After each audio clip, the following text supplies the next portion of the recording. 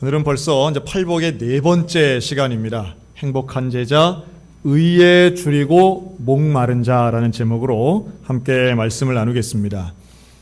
옛날 봉건주의 시대 때만 해도 자기가 생각하는 옳다고 여기는 것을 공개적으로 말하기 어려운 때가 있었습니다. 왜냐하면 계급이 분명하고 또 차별이 있었을 때는 자기 의견 함부로 얘기하다간 큰 벌 받기 십상이었기 때문이죠. 그러나 민주사회가 되고 사상의 자유, 표현의 자유가 생긴 이상 사람들은 자기 생각을 가감없이 말할 수 있는 시대가 되었습니다. 그런데 그렇게 말을 하다 보면 사실은 놀랍게도 나하고 생각이 참 다르구나 하는 사람들을 보게 됩니다.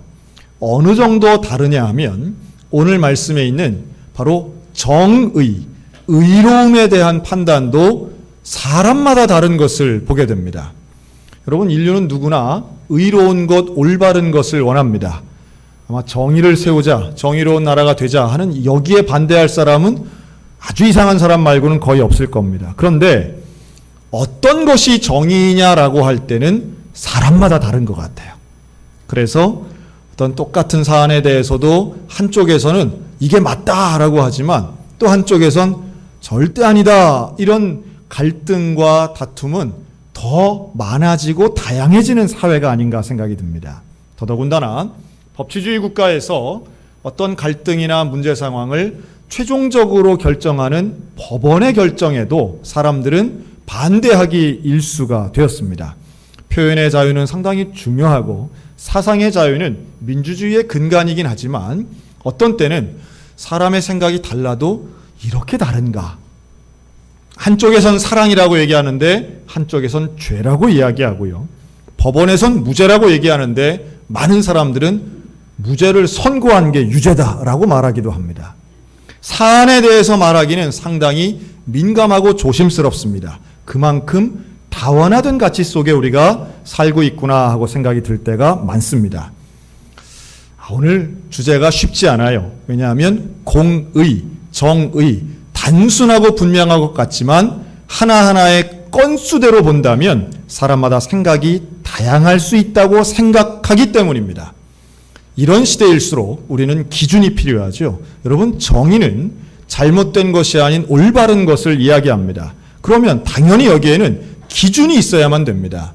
저와 여러분의 의로움의 기준이 오직 여호와와 말씀이 되시기를 주님의 이름으로 권면합니다.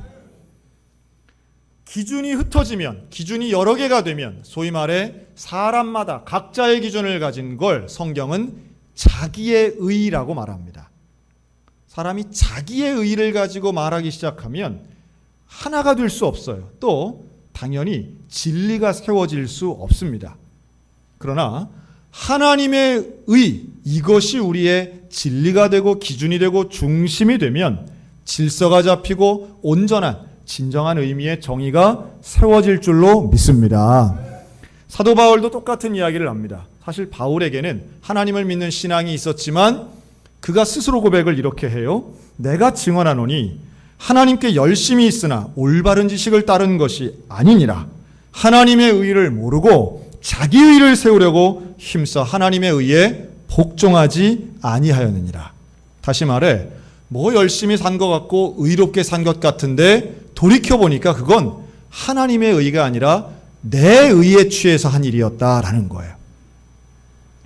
내 의에 취한 사람들, 입으로는 공의, 입으로는 정의를 많이 외치지만 자기 의에 빠진 사람들의 특징이 있는데요. 그건 바로 비난과 정죄입니다. 자기 의에 빠진 사람은 나랑 다른 것을 다 정죄합니다. 나와 다른 것을 다 비판합니다.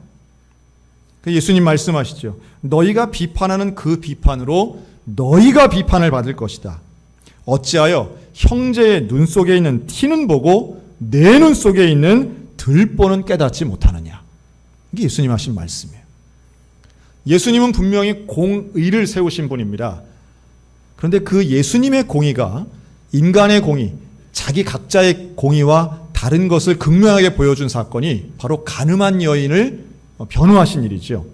현장에서 잡힌 가늠한 여인이 있었습니다. 사람들은 말합니다. 모세율법으로는 돌로 쳐서 저 여자 죽여야 됩니다. 그때 예수님 말씀하시죠. 너희 중에 죄 없는 자가 돌로 치라. 죄 없는 자가 돌로 치라고 하시는 예수님 말씀에 사람들은 흩어집니다. 거기에 반기를 드는 반대하는 사람은 아무도 없었습니다.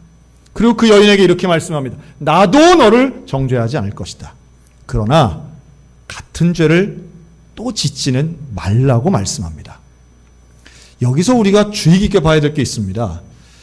우리는 정의, 공의는 잘못한 사람 벌을 주는 게 정의라고 생각하지만 하나님의 정의의 시작은 조금 다른 데에서부터 시작합니다. 한번 따라 하실까요? 하나님의 정의는 사랑으로 시작합니다. 하나님이 정의를 세우시고 율법을 세우시고 예수님을 통해서 우리에게 공의를 말씀하실 때는 항상 그 시작점은 사랑에 있다라는 거예요. 생명을 사랑하고 영혼을 사랑하는 사람이 사실은 올바른 정의, 올바른 공의를 경험할 수 있는 줄로 믿습니다. 그래서 사랑은 율법을 뛰어넘는 겁니다. 사랑은 계명과 규율을 뛰어넘는 진정한 공의의 시작인 것이죠. 우리나라에서 국제시장이란 영화로 다시 한번 주목받았던 역사적 사건이 있습니다. 1950년 12월에 있었던 흥남철수 사건입니다. 이 흥남철수는 물론 우리나라 사람들에게도 의미가 있지만 세계사적으로도 상당히 의미가 있는데요. 이게 6.25 때 사실은 남하했던 국군이 인천 상륙작전을 통해서 다시 북진하죠. 통일이 될 것이다 라고 생각했던 그 순간 중공군이 개입을 하면서 유엔군과 국군이 상당히 어려움에 처합니다. 그리고 이제 철수 명령이 내려져서 흥남항을 통해서 미군을 비롯한 유엔군들이 철수를 합니다. 근데 그때에 많은 배가 이제 동원이 되죠. 그 철수 작전에. 근데 이 미군이 철수한다는 소식을 듣고 우리나라 사람들, 특별히 흥남 지역 이 이북 주민들이 그 항구로 몰려들기 시작합니다. 그때 아마 영화에서도 보셨을 거예요.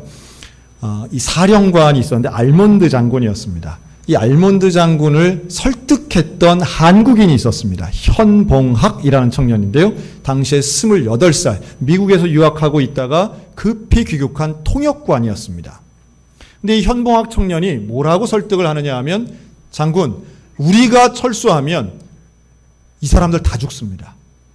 이 사람들 태워가야 됩니다. 그런데 이 현봉학은 목사님 아들이었습니다. 그리고 알몬드 장군도 기독교인이었어요. 그 설득하는 과정 속에 뭐라고 말을 하며 설득했느냐 하면, 상부의 명령은 물론 군수물자와 우리 군인들을 철수시키라는 것이 명령이었지만 하나님이 원하시는 것은 생명 살리는 일 아니겠습니까? 이렇게 설득을 한 거예요. 알몬드 장군이 고민을 했던 이유가 있습니다. 여기에는 3가지 이유가 있었는데, 첫째는 이들이 맡은 원래 사명은 군인들을 철수시키는 거예요. 그리고 군수물자를 이남으로 갖고 오는 겁니다. 두 번째는 이 많은 사람들을 태운다라고 할 때에 그들 속에 혹시라도 있을 공산당이라든가 불순분자가 있을 가능성이 있었기 때문에 꺼렸고, 세 번째는 이 많은 사람 데려다가 책임질 수 없기 때문에 어디다가 수용할 데도 없고 데리고 가도 보장되어 있는 게 없으니까 고민을 했다고 그래요. 그러나 고민한 결과 그래도 현봉학의 그 설득에 그래 네 말이 맞다. 알겠다. 그러면 사람을 태우는데 최초에는 몇 명 태우라고 명령했느냐 하면 4,000명 태우라고 명령을 한 거예요. 근데 이 4,000명의 숫자 결국엔 몇 명을 태워서 피난했냐면 10만 명을 태워서 송을 합니다.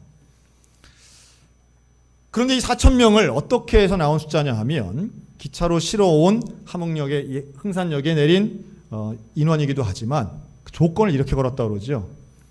기독교인 먼저 태워라. 근데 왜 그랬느냐 하면 기독교인이라고 하는 말에는 공산주의자가 아니라고 하는 전제가 있었던 거예요. 그래서 기독교인을 태우게 되면 훨씬 걱정하고 염려했던 몇 가지 문제가 해결될 거라고 생각하고 그렇게 얘기를 한 겁니다. 그러나 그 안에서 기독교인, 비기독교인 구별하는 건 거의 어려웠고요. 많은 사람들을 태워내는 일을 하게 됩니다. 그리고 잘 아시는 것처럼 맨 마지막 배, 1950년 12월 23일 날 200여 척의 배 중에 맨 마지막에 있던 배가 메러디스 빅토리아라고 하는 배입니다. 이게 이제 그 영화에 나왔던 극적인 장면에 나온 배죠. 이 배는 원래 7,600톤급 배인데요. 이게 상선입니다. 이게 화물선인데 이 배의 선장이 레너드 라루라는 사람입니다. 민간인이에요. 근데 이 라루 선장이 역시 같은 마음을 가졌던 거예요.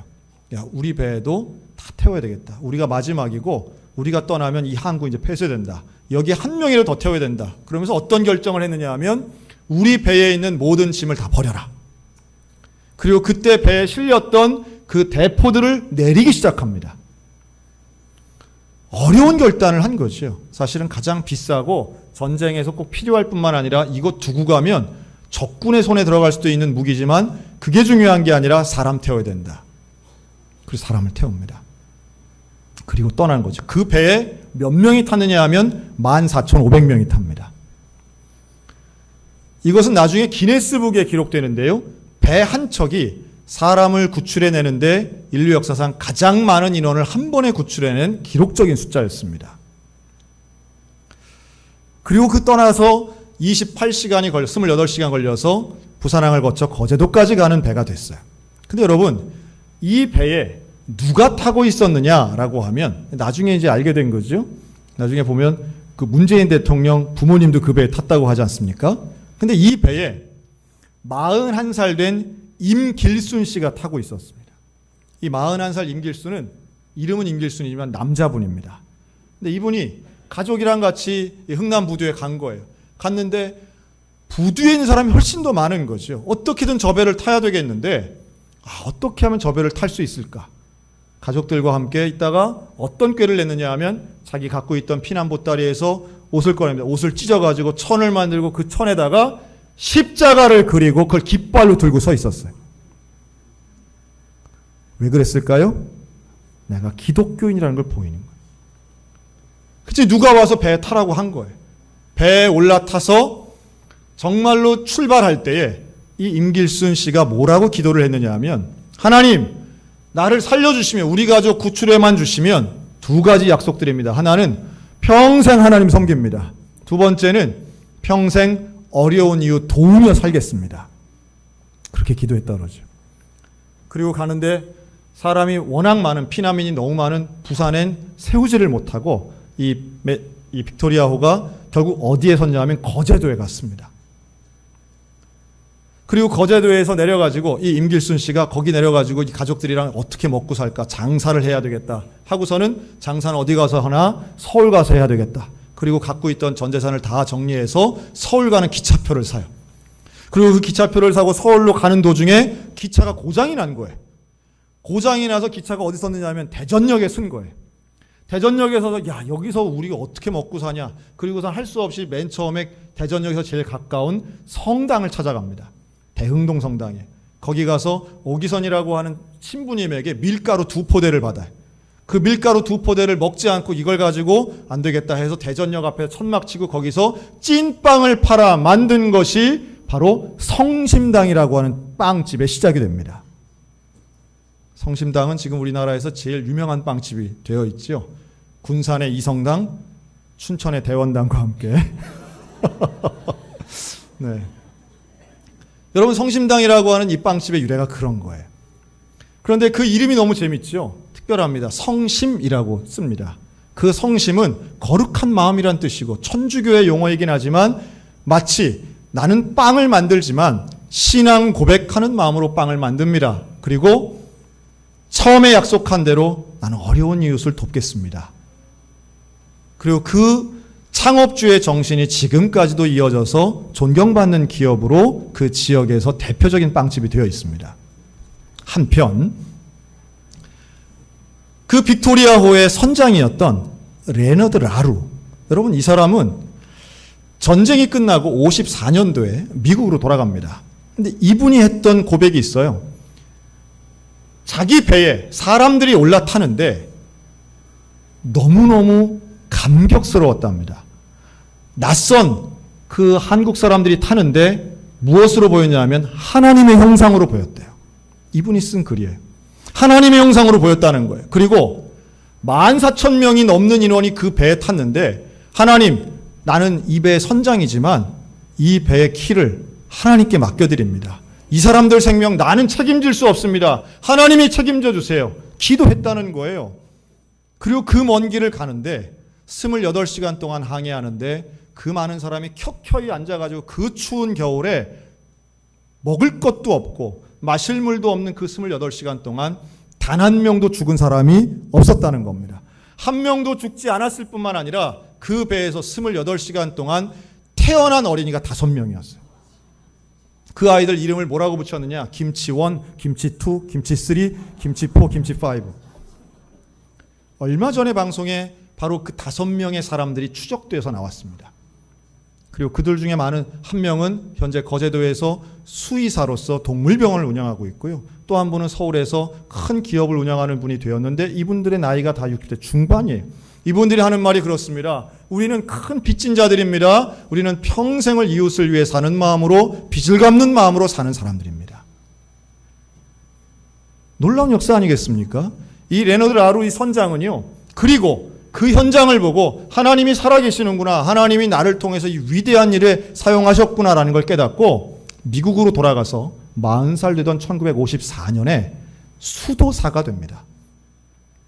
성바오로 수도원에 들어가서 그는 단 한 번 미국 정부로부터 훈장받는 날 하루를 빼고는 수도원 밖으로 나오지 않는 수도사가 돼요. 그리고 그 성바오로 수도원이 21세기가 되어서 운영이 어려워졌을 때 우리 경상도에 있는 외관이라는 지역이 있는데 외관에 있는 베네딕트 수도원이 바로 이 레너드 라루의 이야기를 듣고 이 수도원을 경제적으로 후원하게 됩니다. 놀라운 일이지요. 선장이 수도사가 되었던 그 중요한 일에 흥남철수가 역사적 사건으로 들어가 있었던 거예요. 근데 이 모든 일의 시작이 어디에 있었느냐라고 하면 원래 받았던 명령이 중요한 게 아니라 생명을 살리는 하나님의 음성에 귀에 기울인 크리스찬들, 하나님의 제자들이 있었는 줄로 믿습니다. 제자는 의로운 일, 하나님이 원하시는 일, 하나님이 옳다고 하시는 그 일을 바로 생명을 살리고 영혼을 구원하는 일에 가장 먼저의 가치를 두는 사람들, 그들이 제자였다는 거예요. 그리고 그 일을 통하여 오늘도 하나님은 일하시는 줄로 믿습니다. 여러분, 정의는 누구를 죽여서 이루어지는 게 아니에요. 누구를 파괴해야 정의가 세워지는 것이 아니라 영혼을 사랑할 때에 참된 정의가 세워지는 줄로 믿습니다. 그리고 오늘 말씀해 보니까 바로 그러한 의로움에 대해 줄이고 목마른 자들이라고 말하죠. 배고픈 거 좋아할 사람 아무도 없습니다. 목마른 거는 이 사람에게 얼마나 곤란한 일인지 몰라요. 그런데 목마르고 배고픈 것, 이것은 생명과 연결되어 있는 겁니다. 이 생명이라고 하는 건 사실은 먹기 위해 사는 건 아니죠. 살기 위해서 먹어야 됩니다. 먹지 않으면 죽어요. 그런데 참된 복이 있는 제자는 살아가는 가장 중요한 원동력으로 하나님의 의로움을 선택하더라는 거예요. 근데 세상의 사람들은 이거 거꾸로죠. 의를 가지고 살려고 하지 않고 살기 위해서 의로움을 버리고 타협할 때가 많습니다. 옳은 길을 버리고 오히려 이로운 길을 걸으면서 그게 살아가는 일이라고 생각할 때가 많다는 거예요. 그러나 의로운 길은 그 자체가 우리 삶의 가장 중요한 목마름과 배고픔을 해결해 줄 수 있는 하나님의 복인 줄로 믿으시기 바랍니다. 우리 한국교회에 참 슬픈 역사가 있습니다. 바로 일제강점기 때 신사참배를 했던 일이었어요. 근데 이게 그냥 이루어진 게 아니죠. 1938년도에 일본 정부는 이 땅에 있는 모든 교회 공문을 보냅니다. 근데 그 공문에 뭐라고 써있느냐 하면 천왕이 높으냐 여호와가 높으냐, 신사참배는 종교의식이냐 국가의식이냐, 여기에 대해서 답변하라는 요청서를 보냅니다.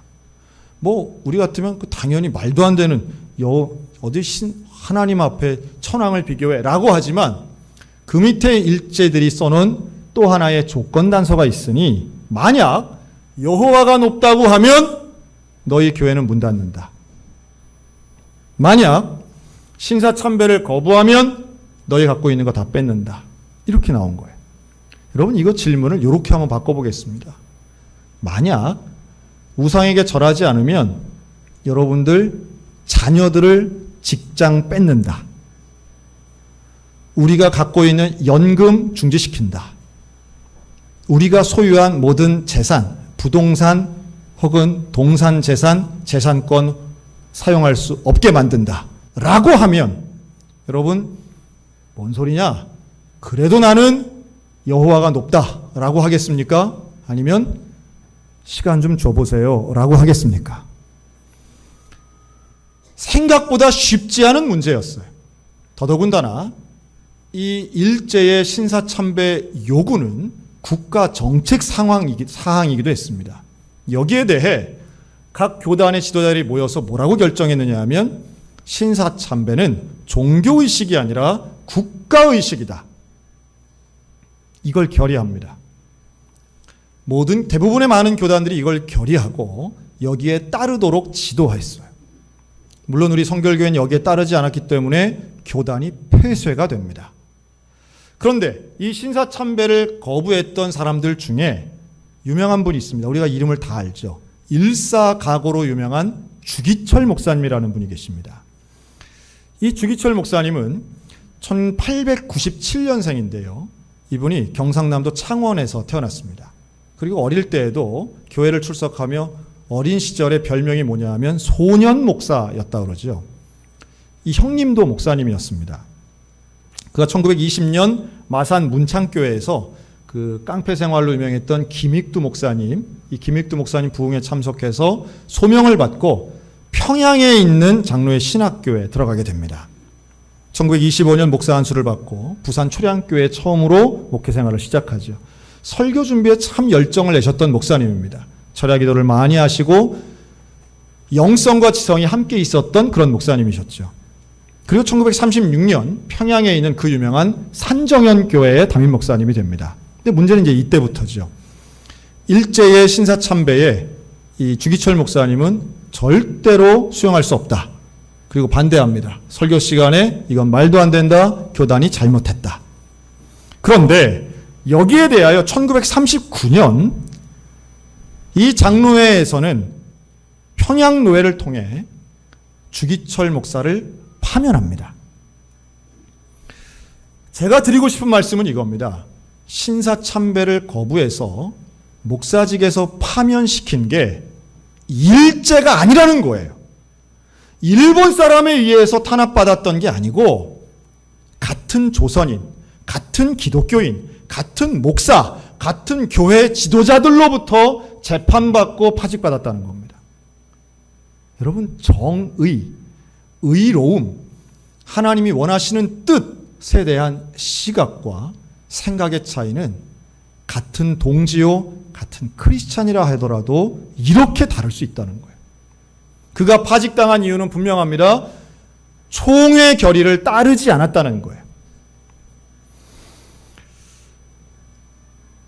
그는 5차례에 걸쳐서 5년 4개월 동안 감옥에 갇힙니다. 계속 이제 들어갔다 나왔다를 반복하시는데요. 이 주기철 목사님이 마지막 투옥당하기 전에 교인들에게 했던 이 설교가 있습니다. 이 설교를 통해서 주기철 목사님이 나에게는 5가지 기도 제목이 있습니다. 이렇게 한 내용인데요. 짧게 말씀드리면 첫째는 죽음의 권세를 이기는 것이 나의 기도 제목입니다. 왜냐하면 이번에 감옥 들어가면 나 죽을 것 같습니다. 이런 거죠. 두 번째는 장기간의 고문을 견디게 해달라는 것이 나의 두 번째 기도 제목입니다. 몇 번 받아보니까 이 고문당하는 게 정말 어렵더라는 거예요. 여러분, 생각보다 우리의 육체가 약합니다. 육체의 고난을 당하면 영혼도 정신도 약해질 수밖에 없는데 이거 이겼으면 좋겠습니다. 세 번째 기도 제목은 가족을 위한 기도였어요. 80 넘은 어머니, 4명인 아들, 그리고 불쌍한 내 아내 주님께 맡깁니다. 아버지로서도 남편으로서도 아들로서도 그 역할 못하는 나를 주님은 아시니 책임져 주세요. 중요한 건 4번째 기도 제목입니다. 한번 따라 하실까요? 의에 살고 의에 죽도록 하소서. 우리 주기철 목사님 기도 제목이에요. 의에 살고 의에 죽는 것.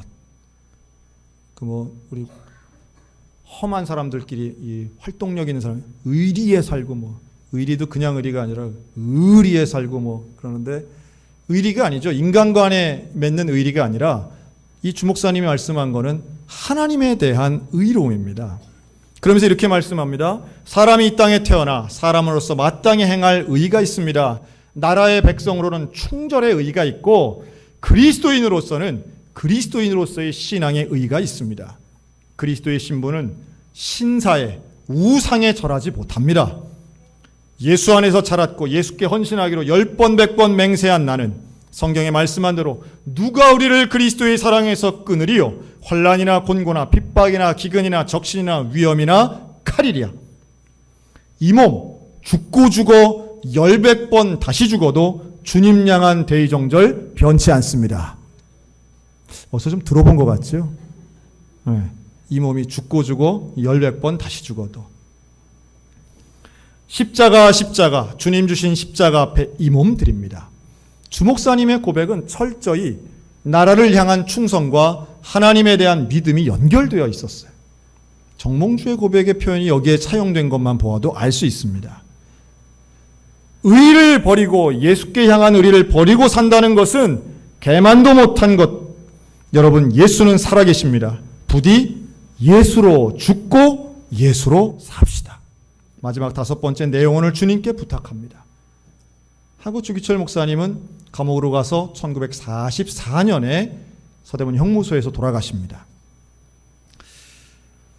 제가요, 이 주기철 목사님에 대해서 연구하면서 깜짝 놀랐어요. 제가 이걸 우리 서양교회 교회들한테 알려드릴 수 있는 게 참 영광이라고 생각이 드는데, 여러분, 이 주기철 목사님에겐 호가 있었습니다. 한번 따라 하실까요? 소양 주기철. 검색을 해보시기 바랍니다. 주기철 목사님의 호가 소양이었어요. 소양. 그분의 이름이 우리 교회 이름과 똑같아요. 물론 한자는 다릅니다. 이분이 소양강의 소양을 딴 건 아니고요. 왜 소양이냐 하면 당시에 우리 기독교를 야소교라고도 불렀습니다. 야소는 예수 그리스도의 예수의 가차문자입니다. 여기에서 온 소자예요. 그래서 소양의 그 소는 예수 그리스도를 뜻하고요.